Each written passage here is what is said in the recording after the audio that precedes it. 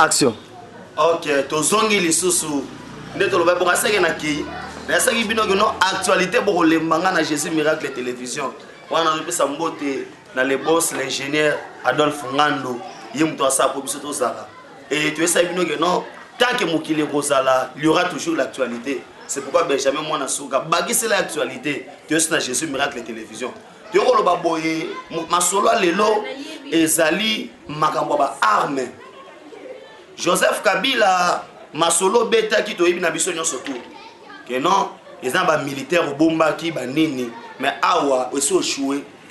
Pour yebisa nga un homme d'affaires au ba bengi na kombo ya oyo tozo benga na kombo ya Arish Jatni. Jatni azaki ne lokote. Aya biso to kitse na avenue du commerce na kati ya carton ya congélateur. Mais Jatni lelo a se retrouver ça na mbongo. Nyonso kwa na nini yonde muto salaki bo pesa ka mbongo pa ya karebedo. So ba kangi ba arme kuna na kwado. Iye aza wapi? Bo kimisi aza na Inde. Yo sto masolote. Kabila tika na ibisa yo biliago bikoki. Papa, otiki mandefu ngape na tiki mandefu. So que mikolezo ngape na ocha tentin ngoche. Robang sabiso 18 ans. 18 ans biso ça ba classe doit souffrir. Mais yo mbongo na biso ba congolais pour appuyer ka oboma ba congolais. Combien ba parana biso badai? Hein? Combien ya bana oyo à cause il y a difficulté ba parents kufi. Bande ko balandi ya Jésus Miracle Télévision bomba mabe sagolande malamu parce que mokile sama na liloba. Mokile sama na liloba.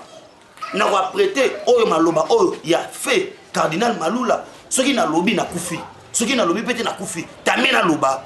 Po bomba mabe. Na lobaki bilengi ya boye bisika mususu te. Chers internautes, so bo soutenir biso te za malamu te. Bo s'abonner massivement na Jésus Miracle Télévision parce que Benjamin Mwana Souka yo.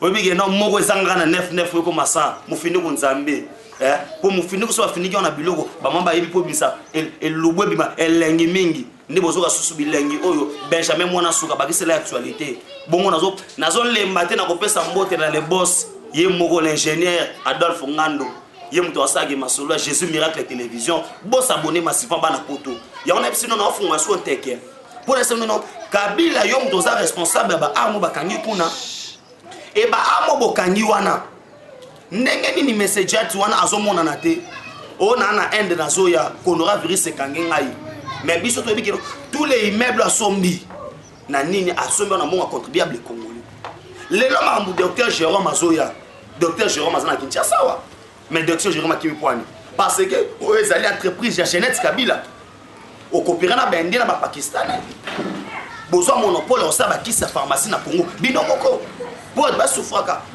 tala neti mayele ya boye natango Kabila ekimaki na mayele ya boye net docteur Jérôme natango Kabila cheki na epoa pour no mona ke mutu mo bando soutenir ba baninga ne bandi ko ba congolais te pour osa pe congolais te papa tokoluka to yeba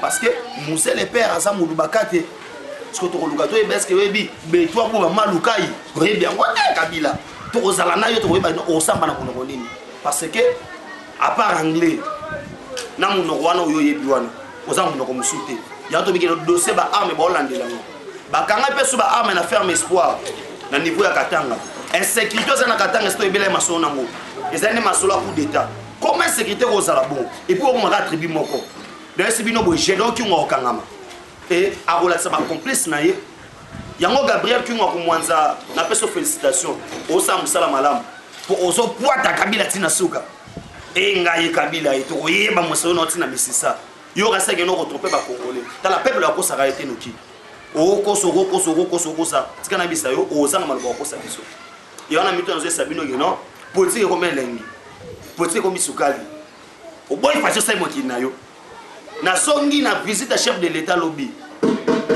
obike Yesu te facha za nzambe malade ezali me batandeli maputa lokwa Yesu atambo na Yerusalema banyusu ka fachi beto mensembo ezeka moko ye wana kamere moi wana ngaite bato wana oyemba kamere moi ngaite bangonde banda oyemba bato yo so botali ba video bomona ke bato ndo yemba bongo ngaite et au monde que non misala so de mouton et beta madada hein baboro caméra rosa te inane mais Faché moi pesika Babetango dada pour nous montrer que ils étaient en mauvaise foi. Il n'y avait pas de volonté politique pour ma communauté pour la balance. Ce qu'on a minute dans le Sabino balandi nous surtout à Jésus Miracle Télévision et là on a bossé dans la bino na minute ils ont boss abonné massivement pour masolo na kofungola na kati awa pour nous le reste non nzoka ndeto zo fanda boy na ba japé bemba bes déjà o ezali filé kuna pour basangana ba beta masolo. Il y a rébellion, papa, rébellion na Congo et Simbesouti. Oh, ça m'a sur la rébellion. Oh, ça m'a sur la rébellion, yaya. Tout peut paraître 2023. Parce que 2023, ça dit bon en vita. Et ça bitumba, il y a mibali.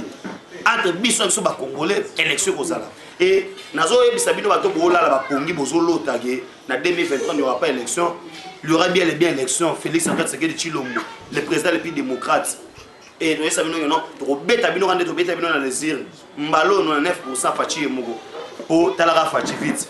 Babing bagisele papa gratuité. Papa gratuité. Les parents vont faire na intiasa bazo sont olé la te ba que non, papa gratuité. Mais il y a pas ces alignes. Bon on a biso bien, ya mboka. Bino bokamati yango, bozui yango bochona maman papa. Ya on tozwe sabino que non, l'état des droits. L'état des droits. Et nazo ya bisabino boy. Na kotambola président tambolaki. Bon mona ki nde bat basaya maladie. Bato en loba non eza opération benda le kotro coronavirus na Kinshasa zalité. Bon mona ki ba bato en nerolela et au mona ki soulagement. Quel est ce président wana tel président wana pembeni ya bato 0 mètre en mouton zobela. Pour ça que tu fais non azota maladie wana ka yemo abomba yango souci à peuple. Mama otuko mona ngote. Ya to sabino que non masoyezo ki ne malamu. Et nazo kebisa yo ministre c'est le o sa blague hein makambo facha koloba te biso to ba sankara na to koloba c'est le ke bana yo ozana droite il y a ce qui conseille le ministre Salami et qui yo na simana ngo oya osali oya osawa n'importe quoi bwana droit on mette et facha saka tala bande ko na ngai na bombi pe mingi et swanga na moya na bimisaka dissolution parlement et ça en cours le roi Bolka pour protéger Kabila na kata parlement soit disant loi et lobby loi au protection ce qui ancien président to esi bino boy Kabila to dissoudre des parlements to kotala siko esikani na yo ocha munoko na sima parlement ko munoko no bocha te to za majorité na parlement to dissoudre des parlements ya moni facha ba c'est 15 jours il y a une dirigeance to ba sa sou 15 to ba sa ba 15 ne bolka boye parce que non masoyezo ke ndenge ni omoni mukuna alele sibino États-Unis d'Amérique Herman Cohen yi wana zo soutenir Zalina Catalan famille ba suédois ba soutenir mukuna ofinga bolo ba sope ndenge nini mais les lorsque politique to la ki sibino ya on a sibino que non bo s'abonner massivement na Jésus Miracle Télévision pour lobby to beta sous masolo mususu parce que actualité c'est la raté yango na pesi bino to boza mote na sengi bino ka eloko moko so bolingi Benjamin mwana suka actualité masolo continue to s'abonner massivement et